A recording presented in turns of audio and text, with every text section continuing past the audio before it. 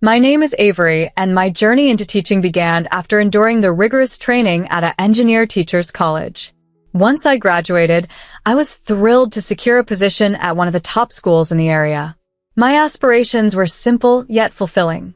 Teach, possibly explore writing, and eventually start a family with someone special, whenever he might appear. Surprisingly, that special someone entered my life sooner than anticipated, thanks to my college friend, Eden. Over coffee on a blustery Saturday, Eden insisted, "Avery, you have to meet Liam. He's serious about finding a genuine connection, and I think you two would hit it off." That evening, Liam and I met at a cozy local bar. His towering presence and boisterous laugh were unmistakable in the crowd. My nervousness had me fussing with my hair constantly, but his warm smile quickly dissolved my anxiety. "You must be Avery," he greeted with a grin. "Eden has told me so much about you." No pressure, right? We laughed, and the ice was broken. Liam, a finance officer, described his job with such enthusiasm that it sounded like an adventure. He shared his love for hiking, his dislike for sushi, and his penchant for cheesy 100s movies. For years down the line, we were planning our wedding and setting up our home. The ceremony was a quaint garden affair, attended only by close friends and family, which suited us perfectly. Liam's mother, Natalie, seemed pleasant and was always ready to lend a hand. However, as Liam and I settled into our new life together, the pressures of starting a family began to mount, initially subtly, but soon they were unavoidable. "Avery, when are you giving me a grandchild?" "Liam's my only chance," Natalie would remark casually during her visits, turning it into a repetitive mantra that grew increasingly insistent. I tried to remain diplomatic, replying with a forced smile. "We're working on it, Natalie. These things take time." One evening, while cleaning up after dinner, Liam noticed my strained expression. "Hey, sorry about Mom." "She's just really excited. We're okay, right?" I reassured him, "Yeah, we're okay, although I wonder how long we could fend off the mounting pressure without it affecting us deeply."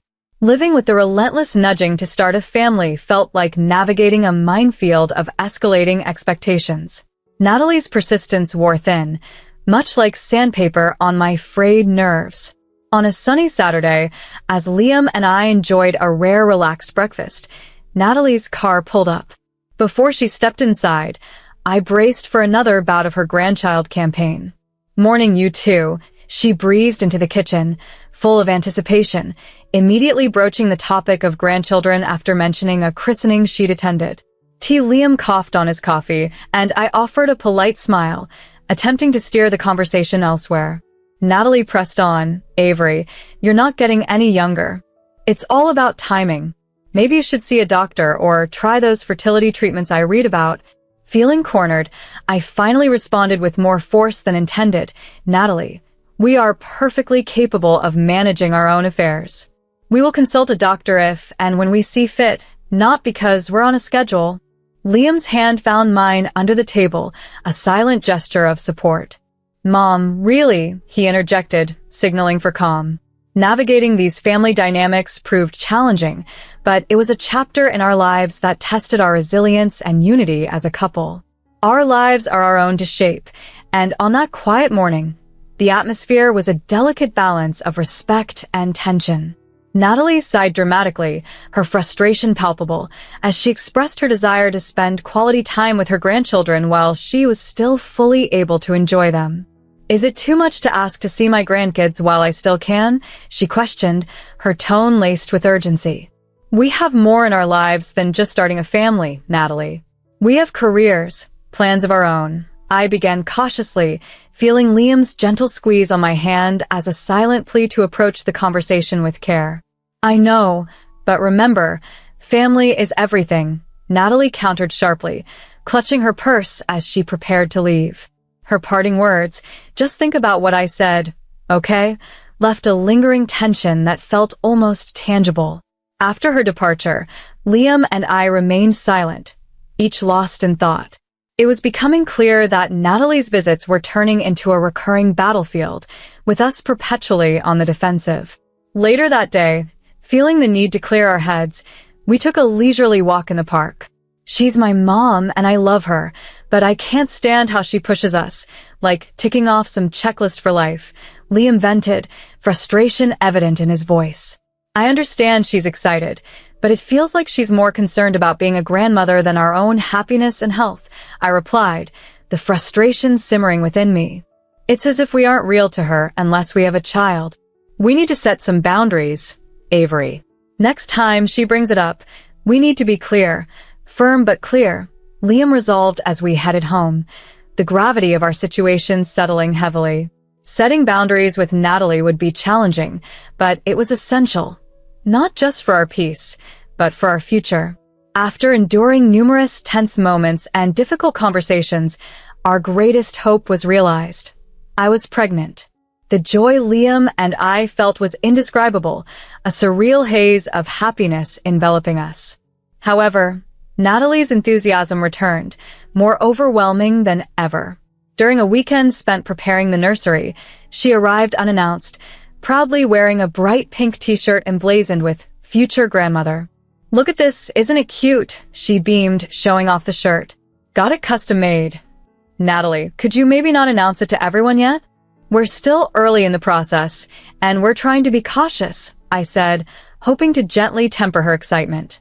"Oh, honey, when you have news this good, you shout it from the rooftops," Natalie responded, her voice rising with each word, her excitement impossible to contain. The following weeks were a whirlwind of Natalie's constant check-ins and advice, often overwhelming. Her frequent visits, laden with old wives' tales about pregnancy do's and don'ts, became suffocating. "Natalie, I appreciate your help, really, but this hovering is stressing me out," I finally snapped one evening, overwhelmed by her well-meaning but intrusive presence. Despite the mounting pressure and my busy schedule as an engineer teacher, I was determined to maintain as much normalcy as possible. Yet, the challenges of balancing work with my pregnancy loomed large, especially one day at school, while explaining a math problem to my fourth graders. I experienced a sharp pain that abruptly stopped me mid-sentence, sending the room spinning as the chalk fell from my grasp and darkness enveloped everything.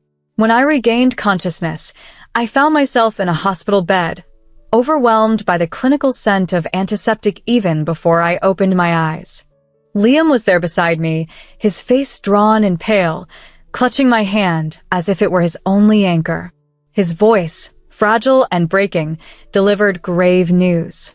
It was critical. "Avery, you nearly didn't make it," he whispered.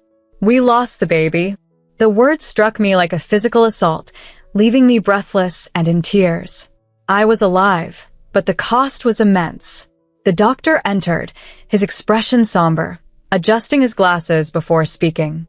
"Avery, the complications were severe. I'm afraid you won't be able to have children in the future. It's a rare and tragic situation." The coldness of the room intensified, the walls seemingly drawing closer as the heavy weight of this reality pressed down on me. Liam's hand squeeze offered a slight comfort amidst the vast sea of my sorrow. Just as I thought the situation couldn't worsen, Natalie burst into my room like a storm of misplaced anger and desperation. "I heard what happened. So, when are you trying again? We need to start planning," she demanded, ignoring my fragile state, still connected to medical drips and aching from the loss. "Natalie, I can't have children anymore. The surgery..."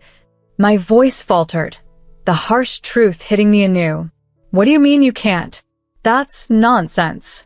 Natalie's face flushed a deep red, her anger palpable as she stormed out to presumably find a doctor who would deny the irreversible. Liam's eyes, filled with silent apologies, conveyed his regret for his mother's insensitivity. However, Natalie returned soon, her anger now reinforced by the doctor's confirmation. "They said what? This is ridiculous. You've robbed me of the chance to become a grandmother." Her shouts were so loud that a nurse peeked inside, her expression one of concern. "Mom, please," Liam intervened. "This isn't helping. Avery needs to rest." "Rest? What she needs is to think about her family, about us. This is selfish." Natalie's words cut sharply, each one slicing through whatever composure I had managed to maintain. "I'm not choosing this, Natalie. Why can't you understand? I almost died, I exclaimed, my voice a blend of pain and frustration. Natalie's gaze narrowed. If you were more careful, this wouldn't have happened. You've always been too focused on your career. Maybe that's why. She began, but Liam cut her off. Enough, he roared. Mom, leave now.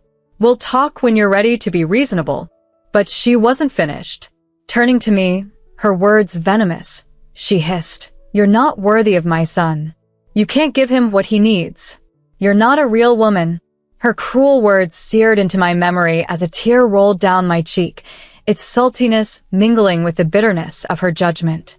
Liam practically dragged her out, her protests still echoing down the hallway.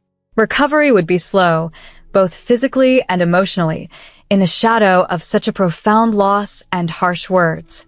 When I finally made it back home, the feeling of emptiness was all-consuming. I tried returning to my teaching job, hoping the familiar routines and the children's laughter would offer some comfort. However, their joyful noises only reminded me of my deep loss. During this period, I started seeing a psychologist, and her advice was gentle yet profound. You need to mourn, Maya, not just for your lost child, but for the chapter of your life that has ended, Dr. Quinn explained during one of our sessions. Her intentions were healing, but her words also emphasized the permanence of my loss. One particularly tough week prompted a significant decision. Over a subdued dinner, I admitted to Liam, I can't keep teaching right now. When I look at the children, I'm reminded of what I've lost. I pondered a quieter environment and decided to take a job at the local library. The tranquil corridors lined with books and the soft murmur of patrons provided a sanctuary for my healing heart, away from the scrutiny and expectations of others. Even as I adjusted to the serene library life, my mother-in-law Natalie's presence loomed heavily. Her constant talk of grandchildren became more intrusive and accusatory as time went on. On my birthday, a day I had hoped would be filled with lightness, Natalie confronted me in the kitchen as I was about to cut the cake. Her whisper was venomous. When are you going to fix this, Maya? You need to give Liam children. I stood frozen, the knife quivering in my grip. With resolve, I responded, Liam and I are considering adoption. It's a wonderful way to create a family. Her response was sharp and filled with disdain. Adoption? Over my dead body. Natalie exclaimed, her face twisting in disgust. I won't have you bring some unknown child into our family. Who knows what terrible traits they might carry? No grandchild of mine will come from someone else. Her outburst reverberated through the kitchen, silencing the nearby living room. The oppressive gaze of the gathered family felt like a stifling blanket. That was the final straw. That's enough, Natalie, I said firmly, letting the knife clatter to the countertop as I faced her directly. You don't get to decide how Liam and I build our family. This is our life, our choice. Natalie's eyes narrowed, and she stormed out, slamming the door behind her so hard the windows shook. The room fell silent, the joy of the day drained by her exit. The seeds of discord Natalie had planted quickly sprouted. Initially, there were subtle nudges and looks, suggesting I had been careless during my pregnancy. These whispers soon turned into vicious gossip, claiming I had been drinking and acting irresponsibly, which they said led to my miscarriage. Fury built within me like a brewing storm, especially after hearing a particularly cruel version of the rumor from someone I had thought was a friend. I had a serious conversation with Natalie over the phone. Natalie, this needs to end now. Spreading false stories about me is hurtful and legally slanderous, and I will not stand for it.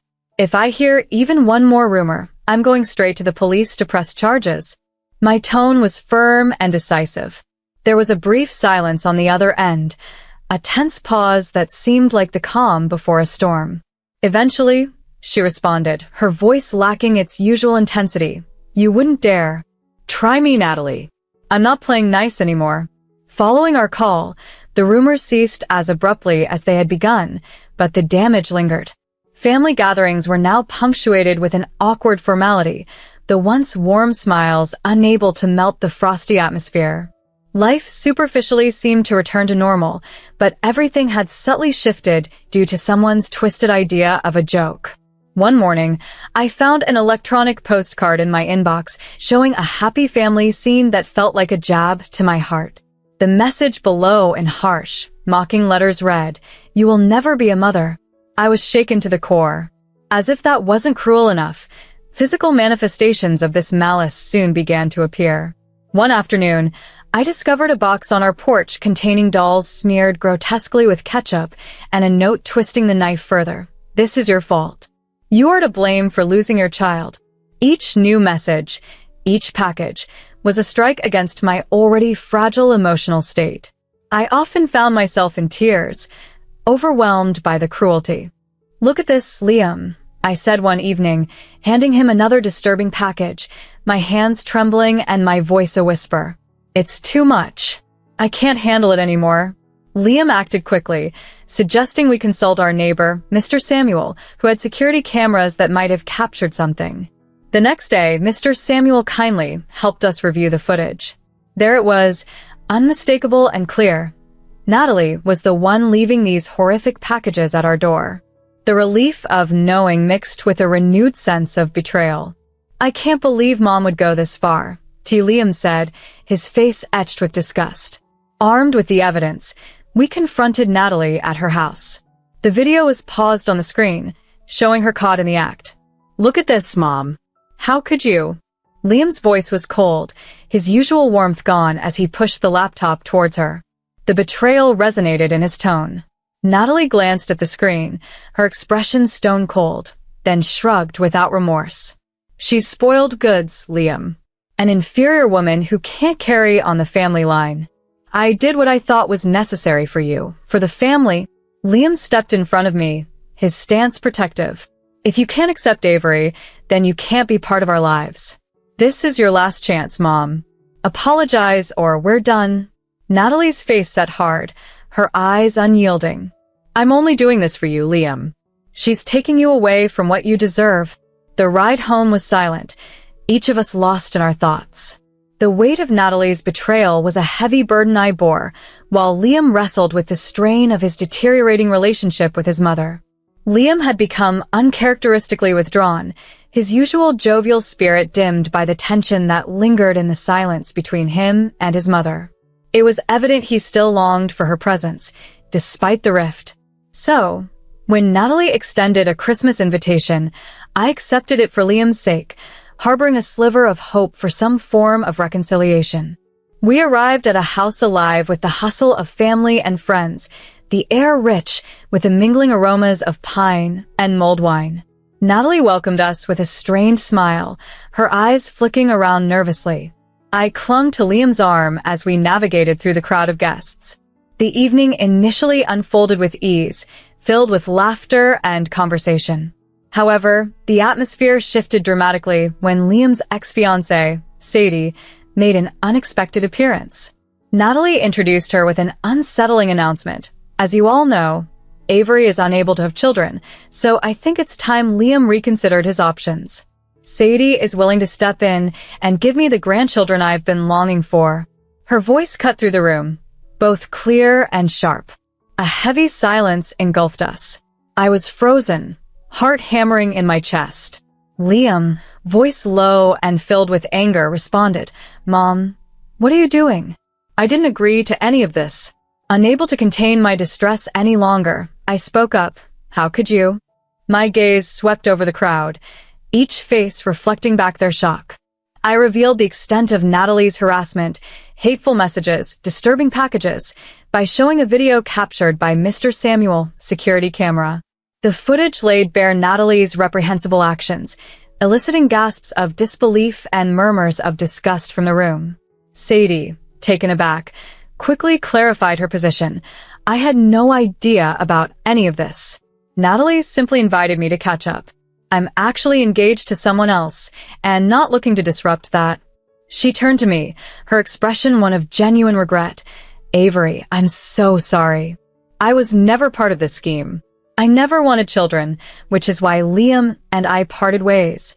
The room transformed into a hub of whispered conversations and stunned expressions as friends and relatives began to leave, their faces a mixture of embarrassment and outrage. It was clear where their sympathies lay. Natalie, now pale and flustered, attempted to defend her actions, but it was too late. Liam's voice, cold and resolute, cut through. By trying to ensure I had a proper family, you destroyed the one you already had. I don't consider you my mother anymore. We're done. Natalie. Months after that tumultuous Christmas, Liam and I found peace as we engaged in the adoption process, our hearts and minds eagerly anticipating the new addition to our family. It was a period filled with hope and healing. Yet, despite the calm, Natalie attempted to reinsert herself into our lives one brisk morning with a knock at the door.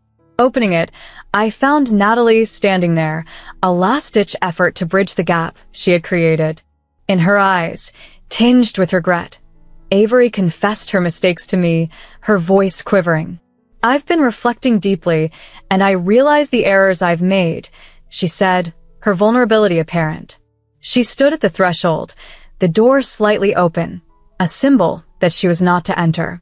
I've been selfish, blinded by my desires, and I've hurt you and Liam deeply. I'm sincerely sorry. Could we possibly start anew? I replied cautiously, Natalie, after all that's happened, it's not that straightforward. Liam and I are focused on adopting a child now. My tone was resolute, mirroring my determination. The mention of adoption visibly shook her, her face twisting as old biases surfaced. You can't seriously think about adopting a child from outside the family. It's just not right. That's exactly what we're doing, Natalie. And it's not up to you, I responded firmly, my patience waning. This is absurd, Avery. You're making a huge mistake. A real family? She argued. No, Natalie, we're through here. I didn't wait for her reply. I closed the door sharply, the click of the latch marking the end of our relationship.